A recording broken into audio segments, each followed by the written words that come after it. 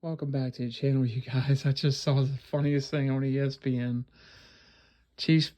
Dolphins become instant playoff contenders with Tyreek Hill now. That's funny. Y'all couldn't make the playoffs the last couple years. You think all of a sudden that's going to make the difference? All these moves, I mean, we've seen this before with the Eagles, with the Cowboys, other teams. We're going to be the dream team, and it just erodes away because you don't have the quarterback.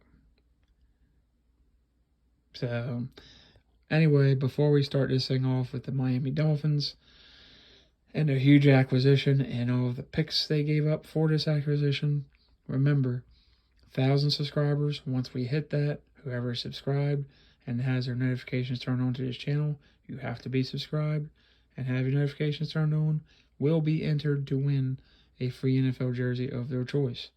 So, with that being said, Dolphins apparently a first, a second, couple fours, couple picks next year, a 6 or something, 5 picks overall, I believe, to acquire Tyreek Hill from the Kansas City Chiefs. And it's a big-time receiver. There's no doubt about it. He has talent. He's a slot receiver. Apparently, they're going to pay him over $100 million. Now, that's not the only move the Dolphins have made. They have kept some of their defensive players. They've retained Mike Gesicki.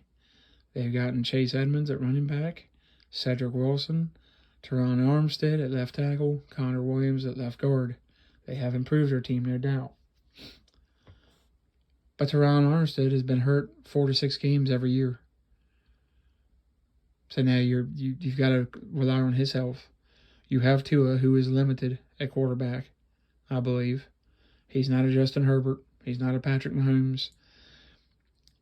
I think Mac Jones and Josh Allen are definitely way better than Tua, talent-wise. Especially Josh Allen. Zach Wilson's going to come along. Don't count out the Jets. This could be a tougher division than you think.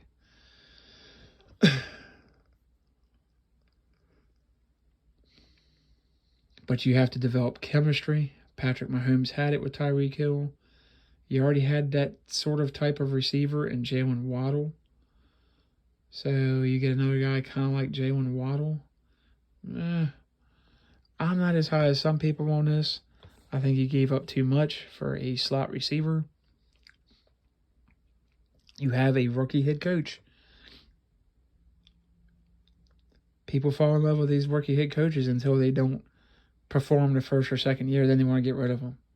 Everybody loved Joe Judge. How'd that work out? So is this like a thing like the New England Patriots? Because he came from Belichick, he's automatically going to be good? Well, he was under Shanahan, he's automatically going to be a great offensive coach? Not necessarily. I think the Dolphins are jumping the gun. They're making big moves.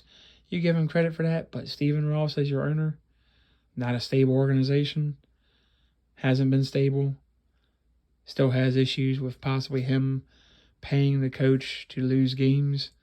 I'm not sold on the Dolphins being a contender. You're going to have to show me that this is going to work. I'm not like all the TV pundits. Oh, yeah, it's going to work. Look at all this talent. The Cowboys have tried this before. Didn't work out too well. Michael Vick even said about the Eagles, they tried this when he was in Philly. He said it didn't work out too well. Other teams have tried this. Hasn't worked out too well. Because everybody wants to be the LA Rams. And I'll go into them in another video of why it worked so well for them. They already had an established culture. The coach had more time. But we'll go into that in a different video. Anyway, guys, what do you think? Did the Dolphins, in my opinion, even with all these moves, the Dolphins haven't proven anything to me. They haven't been consistent enough. Oh, they beat New England twice last year. Yeah, and they still missed the playoffs. And New England made the playoffs. So there's that. I'm not jumping on the bandwagon. I'm going to have to see it. I'm going to have to see a huge amount of improvement from Tua.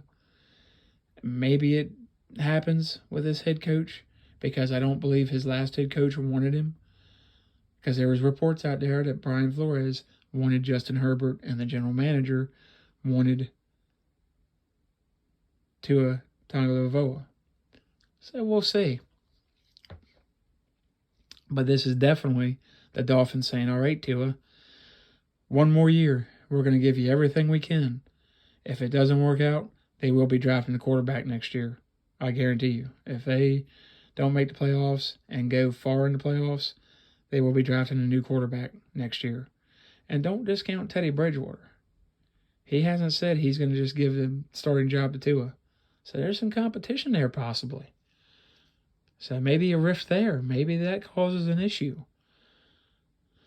Maybe what if Teddy Bridgewater beats out Tua? Then what do? That's going to be a bad, bad look. Now maybe this helps Teddy Bridgewater. Maybe they end up trading Tua. That's still not out of the realm of possibility. Mike McDaniels worked with Jimmy Garoppolo in San Francisco. Maybe he brings him to Miami and trades Tua. I'm not going to say it's not possible because everybody thinks something's set in stone, and then all of a sudden, wham, this person gets traded or that person gets traded.